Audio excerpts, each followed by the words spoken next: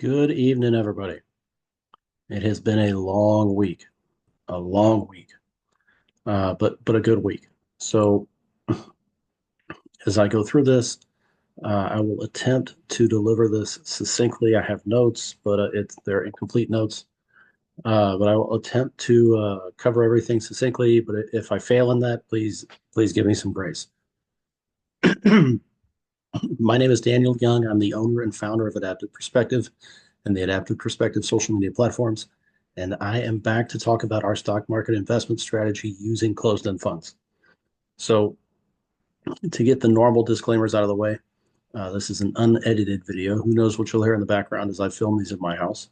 I am not a financial advisor. I am a strategist, and I don't speak like the herd. I walk in limited company, and sometimes I walk alone.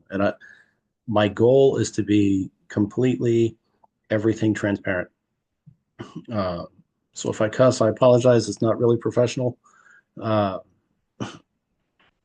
I'm trying to do it as professional and unfiltered as possible.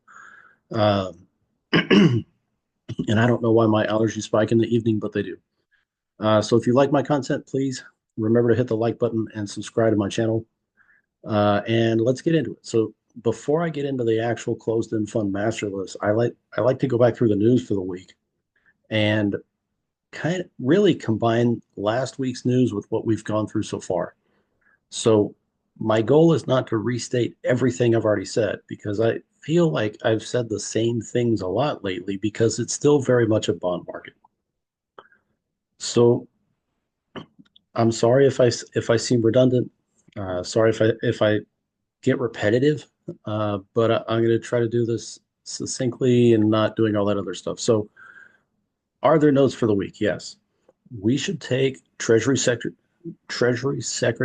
Scott Bessent's advice and pay attention to the 10-year Treasury yield, which has dropped since he's been confirmed. Brett Owens recently put it this way. Ooh, and as I read this, I realize that I'm already somewhat out of order. But let's put it this way: why is the 10-year dropped? Uh, More people looking for jobs means downward pressure on wages and lower inflation and lower long-term rates because the bond market calms down as price pressures ease, or I guess price pressures decrease. But he added that Bessent is laser focused on a lower 10-year treasury yield. And to accomplish his goals, Bessent needs lower inflation. And higher wages were a major contributor to inflation since the pandemic, but government layoffs solve the short term problem. Now, I don't know about you, and this is me, this is not Brett Owens. I don't know about you, but I haven't seen higher wages. And I'm all of us have seen our prices go up. All of us have seen our prices go up. And very few of us have seen our wages go up to compete with that. So I don't know where Brett's talking about there. I don't. But the other part of this is inflation didn't go up. I mean, gosh, wages went up. No, higher inflation we have. Um, I completely disagree. Higher wages were a major contributor to inflation since the pandemic. I completely disagree. Um, but what spiked inflation was the Fed's printer and government spending. The Fed printed like $4 trillion in about 4 to 6 months. I mean, talk about devaluing currency. And then you have the government spending everything out the ass. And they're mad at Doge because Doge is stopping the government spending, which you have to imagine how the government, how the majority of people in government see our money. They see it as theirs. And make sure so money comes into the system and it's like this, and you're expecting it to kind of spin off into all these different areas. And what happens is they invest in their own shit and the money ends up here. And when you talk about taxpayer money, people in government, or some people in government, see it as their money. So they don't like what Doge is doing. Versus me, I love what Doge is doing. So getting back to Brett, it's lower inflation means lower rates. I mean, it's hard for the Fed to justify higher rates if inflation's going down because their whole goal is to somehow control, which I never believe them, but their whole goal is to somehow control inflation and get it down to their level of 2%. We would like to get it lower. And whatever, this is me, whatever value the Fed is telling you inflation is, it's always higher. So, as much as people cannot, and it's not so much people, it's all the economists that are supposedly advising all of us. So, as much as those guys can't wrap their heads around inflation, right? High wages contributing to inflation? No, the Fed's printer and government spending. So, inflation, Doge, Doge is pointing out the fraud. And if you want to know who you can't trust in government, it's everybody angry that Doge is pointing out the fraud because those guys are pocketing the money. You'd be pissed too if somebody took away your gravy train. Think of it that way.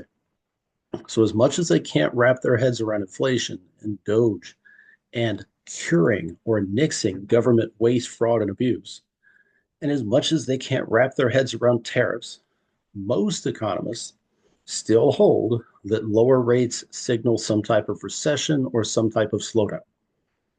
Now, continuing what Brett said, the layoffs slow the economy, like Doge's layoffs slow the economy. More unemployed people mean less consumer spending.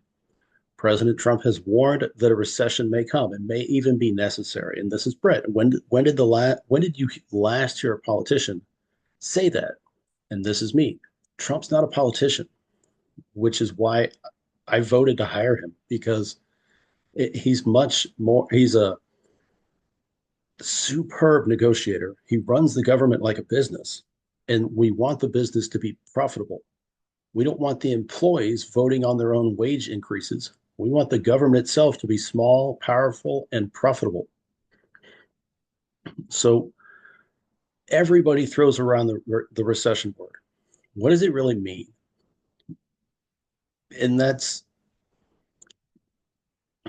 it's honestly a trick coin nowadays. Google currently defines recession as a temporary decrease in GDP, gross domestic product. It used to mean more than two quarterly cycles of decreases in GDP. And in other words, Google, like Merriam-Webster, moved the goalpost. It used to be a history of lessening, shrinking GDP, or even negative GDP. Currently, it means we could have 7% GDP, and then the next year it would drop to 6%, and somebody be like, "Oh, look, that's a recession." Now, this is just my take. I mean, everybody, the market at large is skittish right now. You have all these people saying all this stuff, and quite honestly, no one really sees the big picture. So I'm going to try to cut through that madness and just give you my take of things.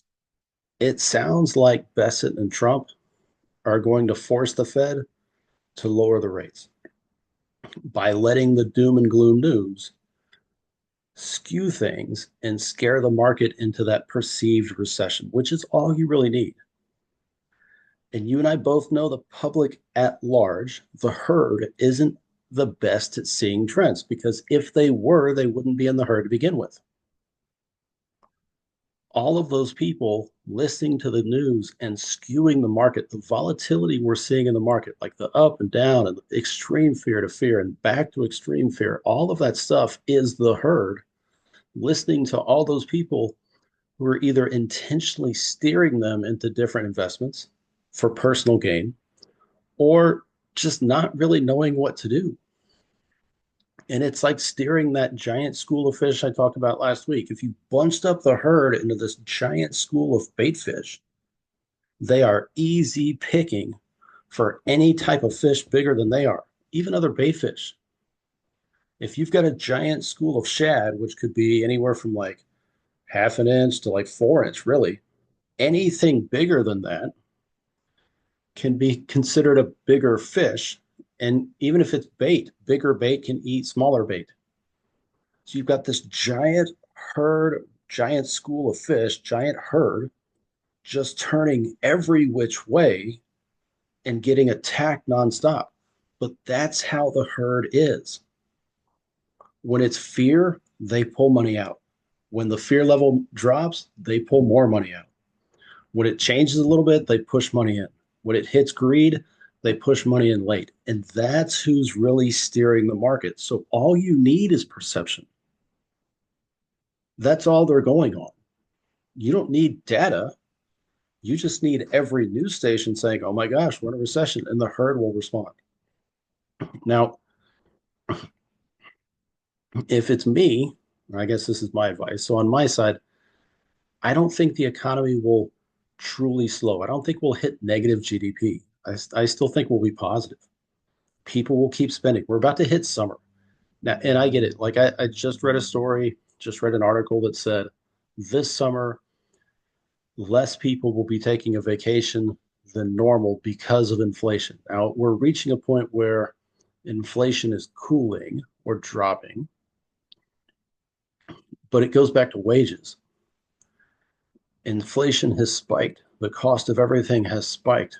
Wages have become stagnant. So again, I don't know what Brett's talking about. And I like Brett, but I don't know what he's talking about in that regard. Less people are looking at traveling, but at the same time, it's still summer. They're still going to spend. Now, it might not mean they travel across country to go spend 2 weeks on the East Coast beaches, but it might mean they stay home and they still spend. They just don't spend as much on gas and everything else on the way there. So people will keep spending and the economy will keep chugging along, but the economy will slow a little bit because the government isn't spending money. Now, as I've said, lots of things contribute to inflation, but really the two largest contributors are the Fed's printer and government spending. And think of it kind of like what I explained last week. Think of it like a blanket fort. Like you've got pillows and brooms and mops and all this stuff supporting your blanket fort, right? Different stakes holding up the roof. And the Fed was using quiet quantitative easing, meaning they were saying one thing, and what the herd at large heard was, "Oh my gosh, whatever." But if you listen to the other stuff, they were actually saying they were going to push more money into the market. So they were quietly printing more money, and they were using that as a shaky prop up to the economy that didn't need it. But through their printing of more money, they were able to keep rates higher for longer for whatever reason, right? So they were overstimulating the market to give us the appearance of a fully supported blanket fort. And they've been faking it for a while. But with a new sheriff, meaning with Scott Bessent, comes new rules and expectations. The Fed controls the short term rate. And instead of going head to head, instead of Bessent and Trump going head to head with the Fed and worrying about the short rate, they're going to try to control the long rate. Right. And with their focus on the long rate, and with a new sheriff in town, with a new company policy in town, I guess you could say, the Fed stopped printing money. That means that blanket fort, it didn't need all that extra support, but at the same time, when you remove a stake, it's going to resettle, but still stay propped up. So not artificially injecting money into the market is a good thing for us, right? We're not printing more money, devaluing currency. That's a good thing. Now you have Doge trying to stop government spending. And Doge can stop payments to a degree, but if we really want change, then Congress has to codify or actually pass a budget that works. And we'll see if that happens, right? But Doge pulling back on what the government's spending, that's a good thing. So we have the Fed printing all this money and the government spending all this money, and both of those together drove inflation higher. And all of a sudden, well, maybe not all of a sudden, but at the same time since January, that's stopped. So those two things alone have positively influenced inflation. They've also influenced the 10-year yield. And eventually the Fed will reach a point where they're going to have to respond. Currently, it's like, oh, we don't know how we feel with all the tariffs and we need more data. Tariffs aren't inflationary. Tariffs are actually good, right? Good in the long run for us. Hard to read in the short run because everybody's freaked out that it's tariffs. But eventually the Fed will have to respond and decrease rates because there's no justifiable reason for keeping rates high if inflation is low. Now,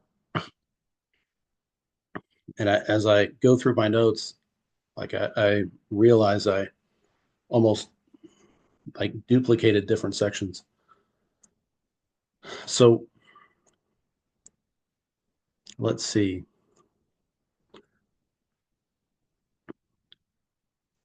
Let's see.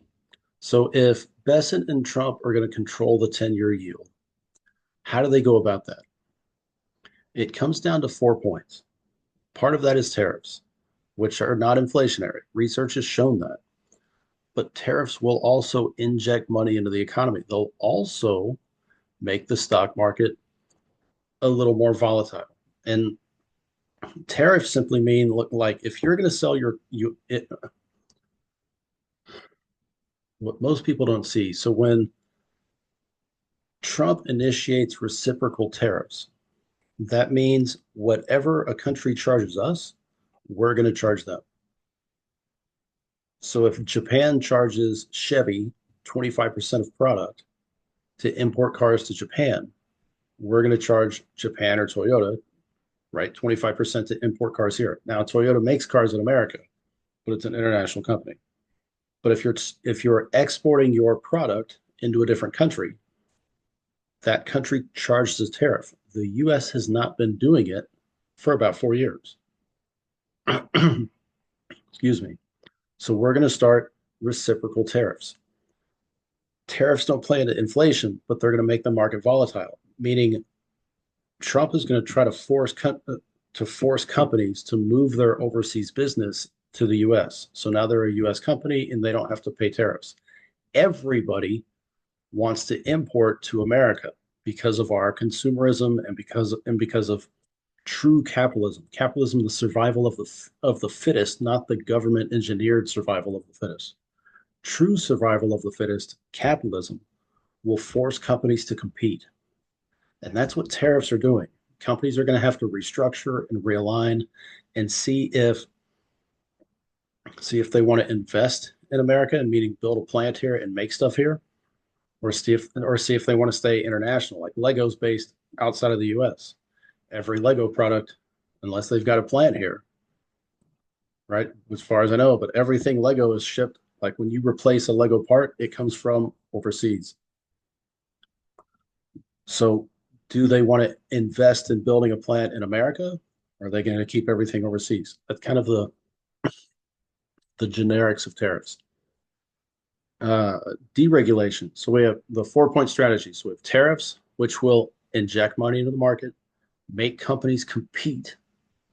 It's very pro US. We're also looking at a supply chain issue. Pick your potential disaster. We don't want to be relying on manufacturing that's based overseas. We want to be able to solve all of our problems in house. So we have tariffs, we have deregulation. We want to make it easier for businesses to do business, which means we want to make it easier for consumers to buy the stuff they want. So if we can cut the government out of business at all levels, state, excuse me, local, state, regional, federal, if we can decrease government involvement, we can make it easier and cheaper for businesses to run. And then also make it easier for them to interface with consumers and easier for those consumers to find the products they want. All of that's good. Point three is to drill oil like it's going out of style. Cheaper oil helps everybody.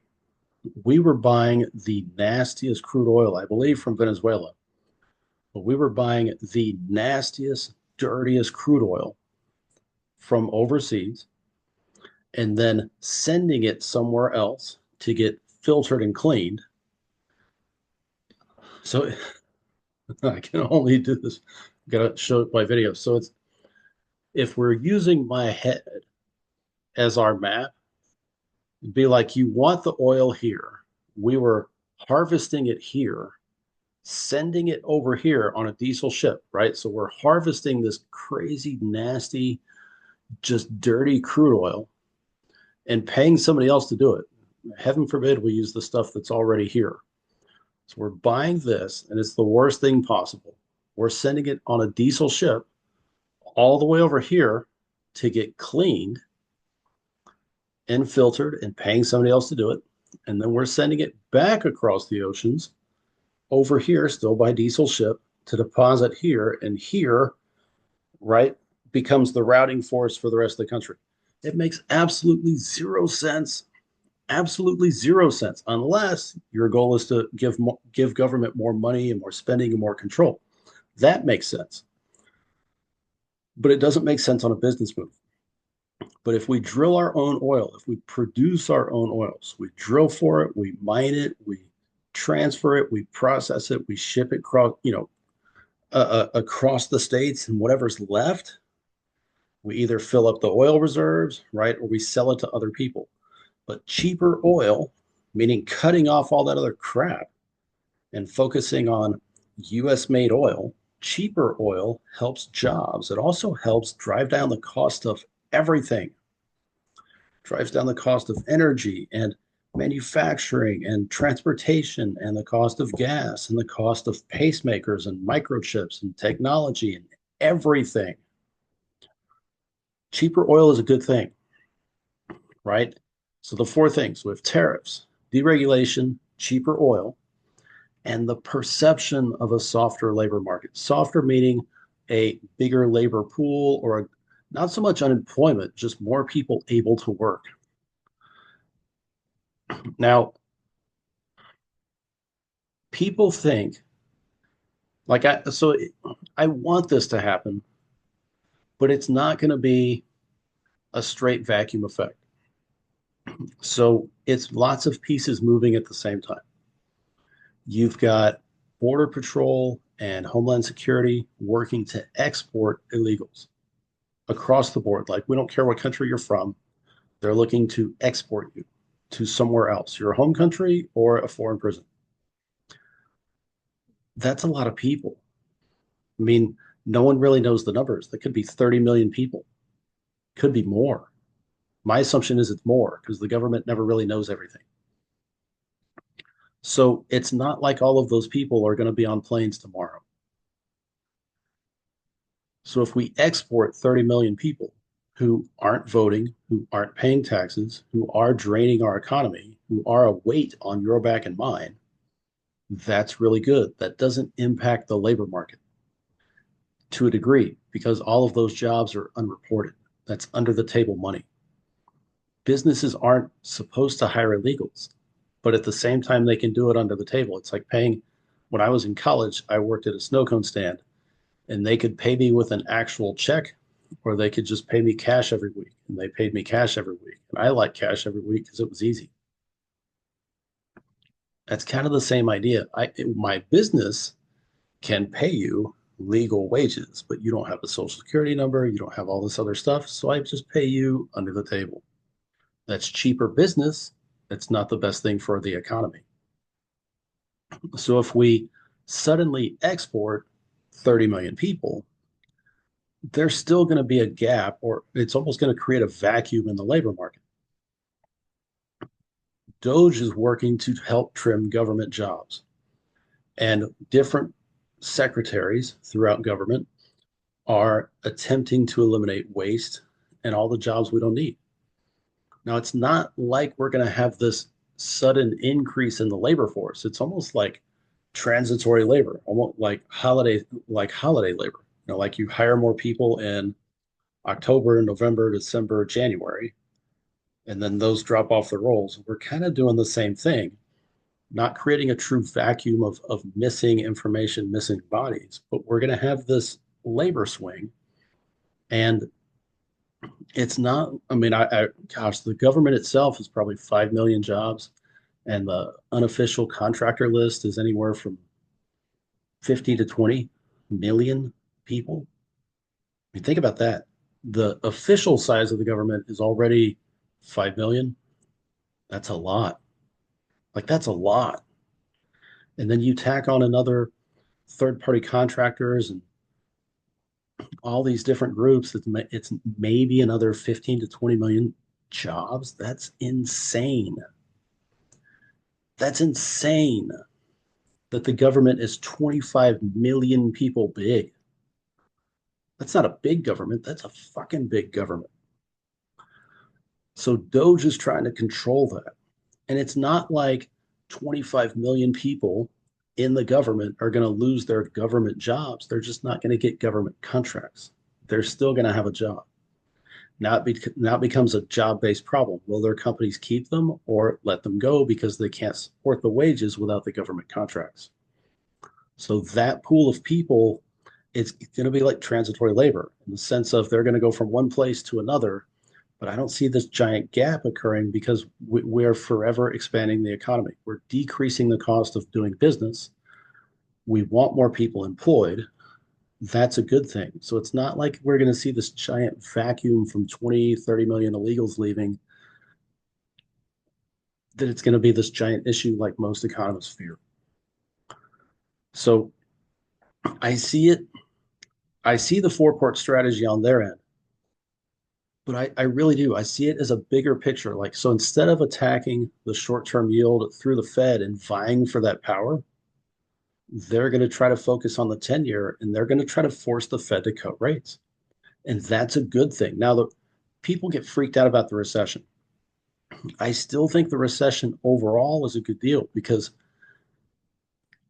well, quite honestly, the cost of everything compared to our wages, right? But also, I see the other side of things. Like we want a smaller government. We want more onboarding of product in America. We want companies competing because when they compete, it's not like they're just underselling each other. It's not like Apple and Microsoft or Dell all making the same computer and just cutting prices. It's not that. It's them cutting prices and offering different service, right? And between the three of them, Apple has the best service record.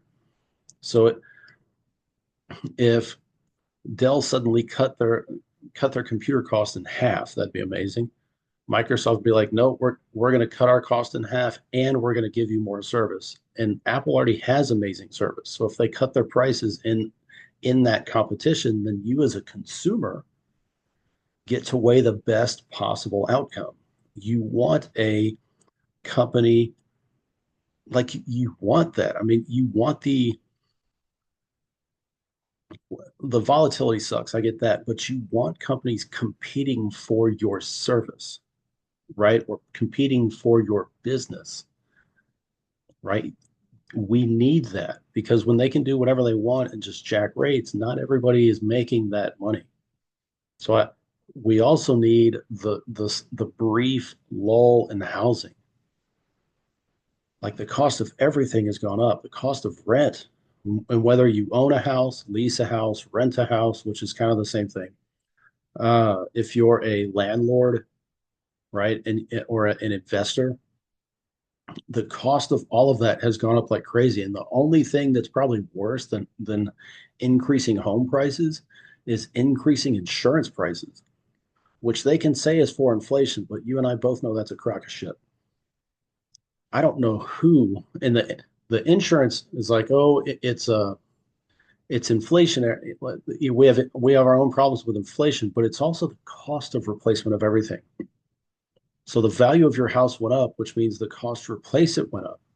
But it's also gone up so much that it's outstripped our current wages, which doesn't make sense. So a brief recession where everything just cools, that's a good thing in the short run. We don't want it lasting for forever, but we kind of need the break, right? So that 4 point strategy is already having effect. We see the volatility in the market. That's fine. We also see inflation going down, which, the Fed stopped printing money and the government's not spending as much money. So go figure. The amazingly smart people at the Fed couldn't figure out what was driving inflation. Bullshit. So inflation's going down. Tariffs are ramping up. right? We've been losing the tariff game. We're about to be on even par with the tariff game. If you look back at our history, you'll find that we used to fund the entire government on tariff money alone. People didn't pay taxes before the Fed. Taxes came later. But we used to fund the entire federal government with tariffs, which I like the idea of not paying as much tax for anything. If you saw the headlines for last week, Mississippi State itself got rid of their income tax. So you still have federal taxes, but there's now no income tax in Mississippi at all. That's amazing, right? So if that state can ditch income tax, and you have Trump floating the idea, one, of both tariffs funding the government, and two, of going no taxes for people that make less than 150 to start. People that make less than 150,000, whether that's individually or jointly, I have no idea. But he's floating that idea and tariffs funding the government. And Mississippi State gets rid of income tax. That tells me the country at large, I mean, which is the majority of the people who voted for Trump, uh, the country at large is ready for less taxes. That's an amazing thing to consider. Like, so if you make 150,000 and you're paying a fifth of your money to the government, think of having a fifth of your money back. So with inflation down, the cost of goods will be going down. Supposedly egg prices are going down. I haven't seen it in my area yet. And then you add in the cost of oil. So inflation going down, the cost of oil should go down. The cost of oil should go down further with more oil on the market. All of those are good things. So that leads me to say, I don't think we'll completely slow. I think we still have a no landing recession, meaning the economy keeps chugging. And we just keep going. Like everybody's going to keep spending. I don't think we go negative. Maybe, maybe we do. But even if we go negative, I don't think it lasts long. If we go negative, it's a bigger sign of how much money the Fed was pumping into the economy to inflate the economy. And by it's both the economy and the stock market. If the Fed's truly printing that much money and we go from chugging along to negative, then the Fed was printing a shit ton of money into the economy and forever propping up the economy and justifying their own high rates. Like that's just crazy. So all of that being said, it still sets us up to be the same general focus we had for last week. But think of that as we sort the list for the week. So where should we invest in the market? Consumer stocks? Heck no. Way too volatile. We want those companies competing. The prices are going to go up and down, especially in recession. Like if we hit a Google recession where GDP drops, overall stock value will go down. If we hit a negative recession, like an actual true negative recession for two quarterly cycles, that makes things interesting. So consumer stocks, definitely not. Tech fits into that. Tech is tempting, right? Because we all see the forward progress and we also see the forward risk, but we also see the growing need for tech. So it's tempting, but in a volatile market, probably not the best place for us to be. Oil, maybe, pending company. We don't do single stocks. It's made me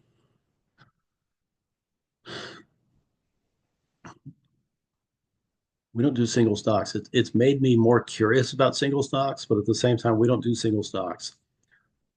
In the closed-end fund market space, if you can find a significant discount on oil that pays a decent dividend, especially something that pays monthly, that's worth looking into. But the flip side of that is more oil being made and produced should also drive down the cost of oil, but it also might pay better dividends.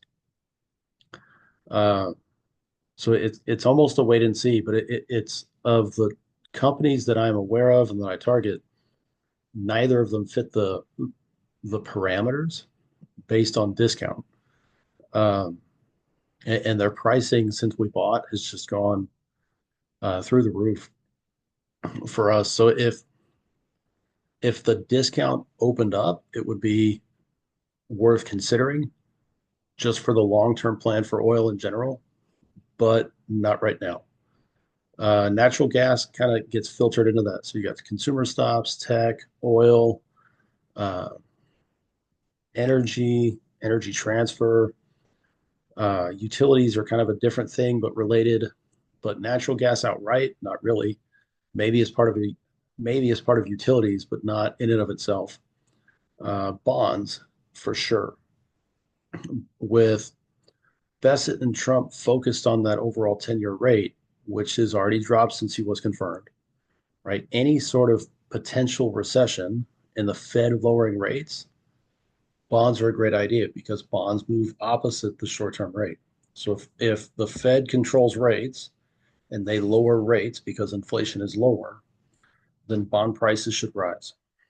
So, and it's not just bonds. If rates drop, bonds and the proxies, utilities, real estate, bonds and their proxies should rise. And they'll do even better when rates drop, right? And we want to be there when rates drop. And we're honestly already there.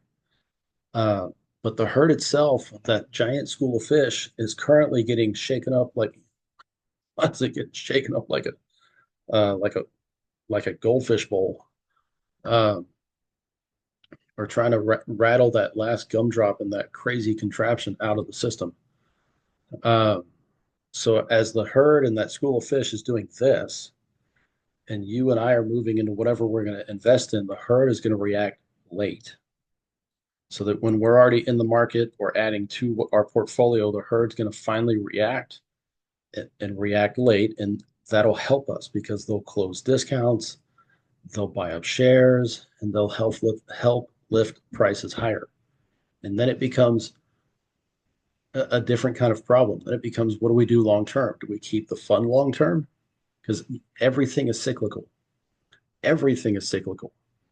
So it kind of depends on how you build your portfolio. Are you building a portfolio where you can like maintain a core list of things and then buy and sell some other stuff as needed? Or are you trying to make a universal portfolio that just like that's it? You'll add like if you've got bonds and tech and oil and real estate and utilities and whatever else you have, uh, you're going to keep all that stuff regardless of the market. You're just going to pay more attention to different sections of your portfolio pending the market. Um, all right, I think I've said enough. Otherwise, I'm just going to keep repeating. So let's get to the list.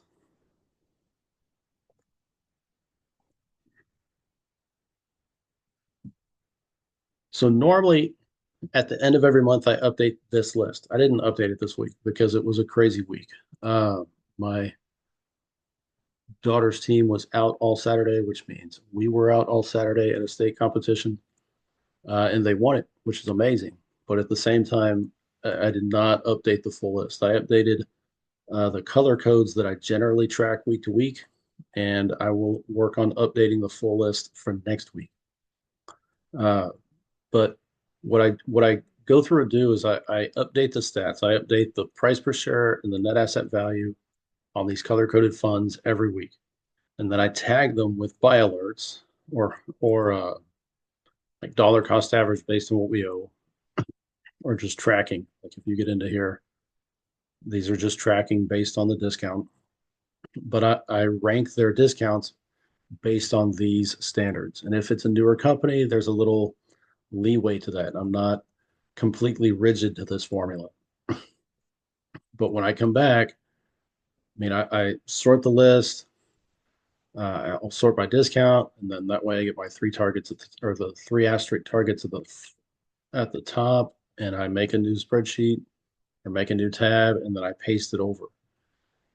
And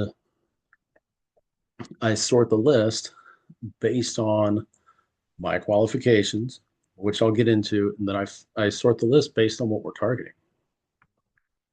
So the bright green is still our targets. It's still bonds, loans, BDC, CLO, which the counter to buying collateralized loan obligations now is that, um, and I've heard it from multiple people, CLO doesn't like a softer labor market. The problem is right now they're in discount, or more of the funds are in discount because of that perception of a softer labor market. But if you wait for that labor market to solidify or stiffen, you're going to miss the discount. So I like monthly payers. I would consider ADX at a different time. Uh, it used to be a hidden yield. I mean, it pays a hefty yield based on that dividend policy. And this is the May dividend. So you have 2, 5, 8, and this is last year's December dividend. It it doesn't go ex dividend until May. So if we bought it now, we'd have to hold it almost 2 months without getting a dividend. I don't like that. The 5 cent dividend hasn't changed. So you're hoping it used to be all it'd be 5 cents, 5 cents, 5 cents, and then a special dividend at the end of the year, which threw off the overall yield because it looked amazing. But when you looked at the individual dividend, it's like, well, that doesn't make a lot of sense. You had to do a little additional digging. Um, I don't want that. Um,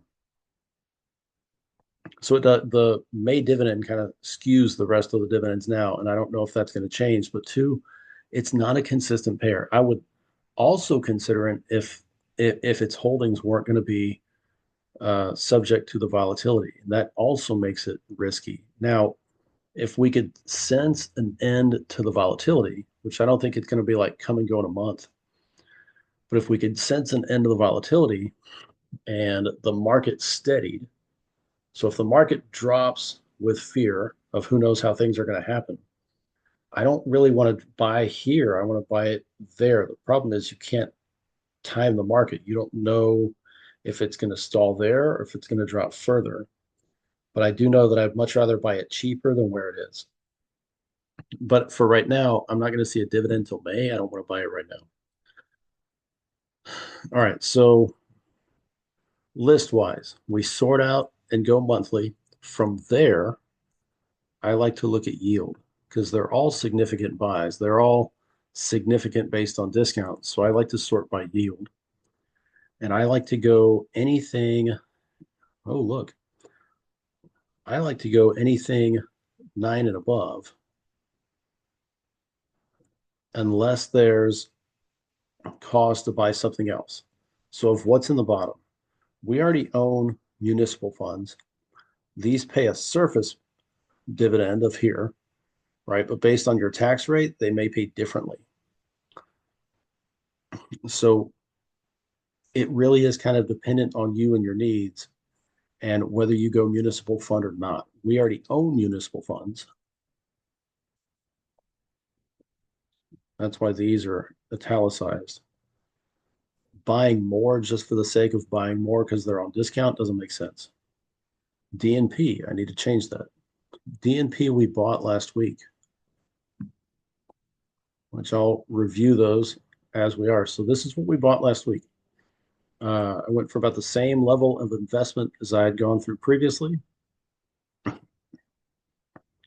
Uh, we went with CLOs, bonds, utility. Meggy's a term fund um, that finally the discount eclipsed the 1 year average, right? So if the discount eclipses the 1 year average, it's a decent buy. Otherwise, not so much.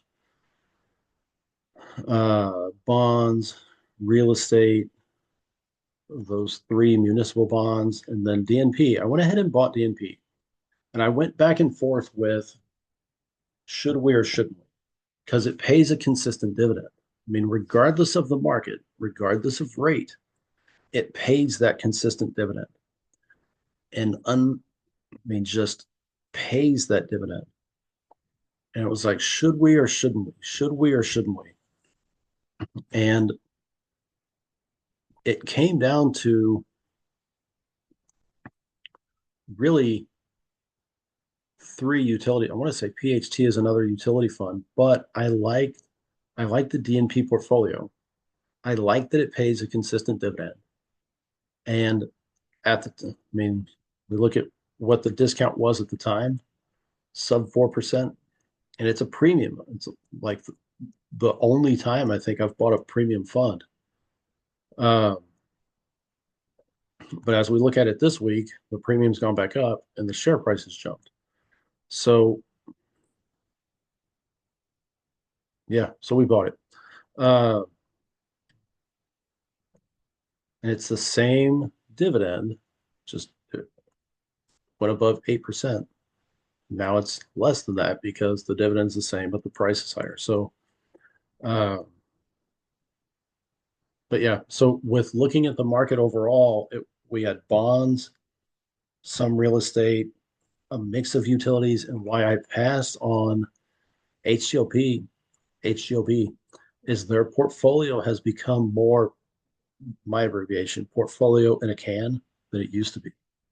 It used to be real estate, utilities, energy, and now it's more stuff. I mean, now it's like every category is filled, and I mean, for some people, it might make them more comfortable and that they're invested in all these other stuff. For me, it's diversification for diversification's sake. Like, it's just,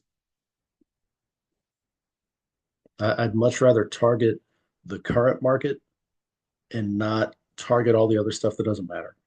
And not that it doesn't matter, but at the same time, it doesn't matter. Like, we're looking at bonds, like, it really is like we're looking at bonds, loans, BDC, CLO. We're looking at utilities, energy transfer, and real estate. We're not really looking at anything else.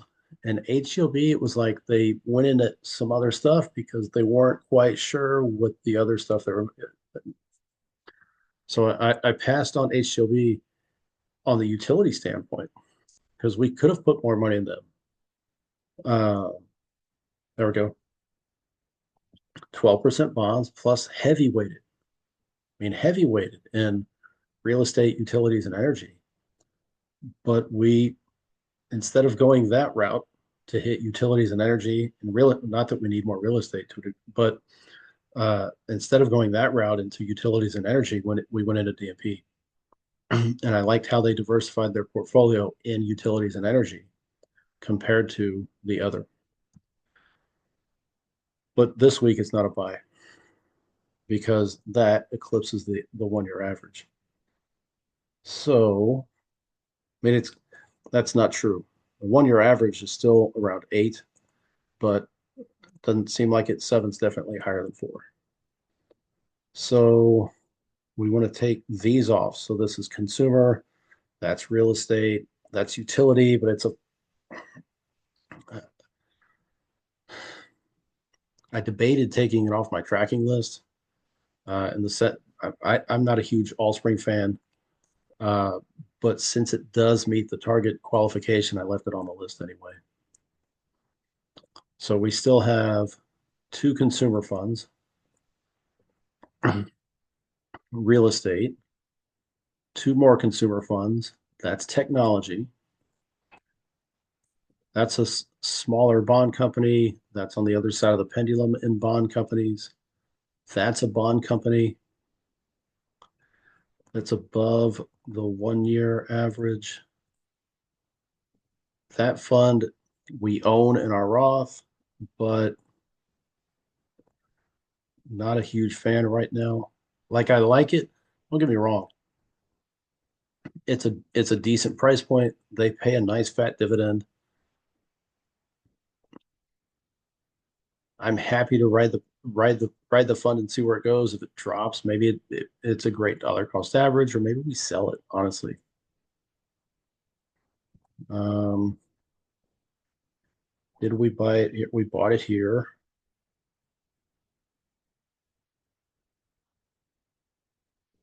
for about, I don't know, a little over 7% gain. We own it in a Roth.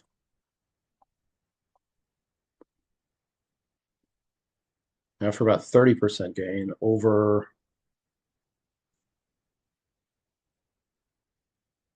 almost a year. Uh, so yeah, so maybe we sell it going forward. Maybe not. I don't. We'll see.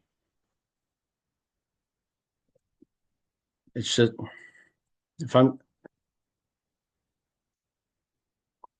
I dislike this. I don't like diversity for diversity's sake. It's like have confidence in what you're doing. Don't feel the need to add all this other stuff just because. All right, so River, we already invest in a lot of bonds. We don't need to add more. Hicks hasn't really performed overall, hasn't outperformed the market. So that leaves me with these five.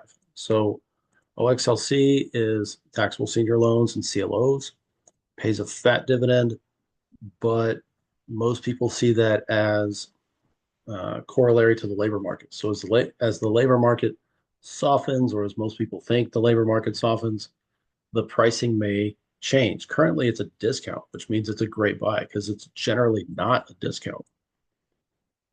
I mean, historically, there's no discount at all. In the last 5 years, it's almost a 20% premium, meaning for every dollar invested, you're really paying $1.20 to get the fund.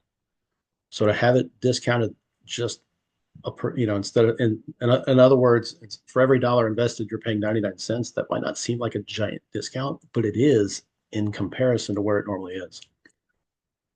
So it's a deal right now. BRW is it's bonds, stocks, closed-end funds, precious metals, FCO. FSCO is all American, corporate bonds, and a private lender. CIF is almost all American, but not a private lender. And HFRO is all real estate. So of the five, could I pick a top three? I mean, it's easy to pick a top five because they're already there. That's gone back to really the biggest discount. I mean, 60% off is really the biggest it's been in a while. I mean, for every dollar invested, you're paying 40 cents a share. That's insane. Meaning if they went bankrupt tomorrow, when they liquidated the fund and they paid off all their debts, you wouldn't get that price per share. You would get that price per share. CIF is a nice, it's just a small corporate bond fund. I bought it on a roller coaster ride in the sense of it was low. I was waiting for rates to drop so it would go back up, and I would sell it when it was higher. Uh, in terms of, sounds bad. I like the company, but in terms of value, I still like this one better because it has more access in the sense of it has more assets in it at its disposal. They're going to see different ends of the bond market in a sense, but they have a lot more assets there at their disposal. One, but two, it's a private lender, which is huge in Scott Besant's uh, treasury days because he's a small business BDC guy. I mean, so FCO just seems like a better fit. On that side of things, it's higher than it's been. Uh, but I still see this as a fund that potentially eclipses the NAV, where it really does go into premium territory. And that's really what's happened. Like when the fund opened, it was a previously privately held company. And the NAV is slowly climbing up, but the discount is rising a lot closer. I think eventually the discount will go away and we'll see a premium. And I like BRW. It's an activist fund. So if I had to trim one of them, I would trim CIF. If I had to trim two,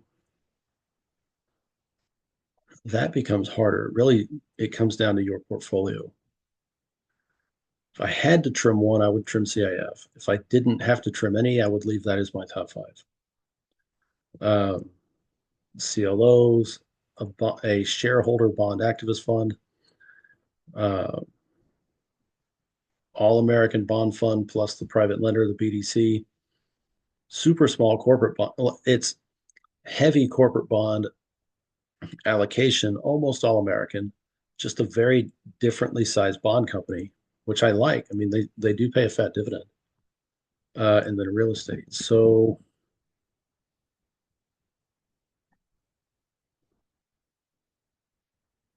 if I had, yeah, I could go top four. If I had to get rid of one, I would pick this one, but I'd honestly rather not. So I will call it there and say that's my top five for the week. Um, yeah, if you like my content, consider subscribing to the channel. Hit the like button because it really does help me push videos out. And if you want to drop a comment or give me some feedback, I'm all down for that. If you want to find me day to day, yeah, you can drop a comment on videos. You can also come find me on Facebook through my Navigate Your Finances Facebook group. Um, Other than that, I mean, it still comes down to strategy and your portfolio and where you see the economy heading overall. I think, despite fears, I still think we're in a good spot. Um, Strategy remains unchanged. It's still very much a bond dominated market in the sense of that is the focus, bonds and bond proxies. And if that starts to change, well, then we'll look at our strategy and see where to go next. So, but that's what I got for now. So, and I'm tired. So, whatever you got for the week, I hope it goes well.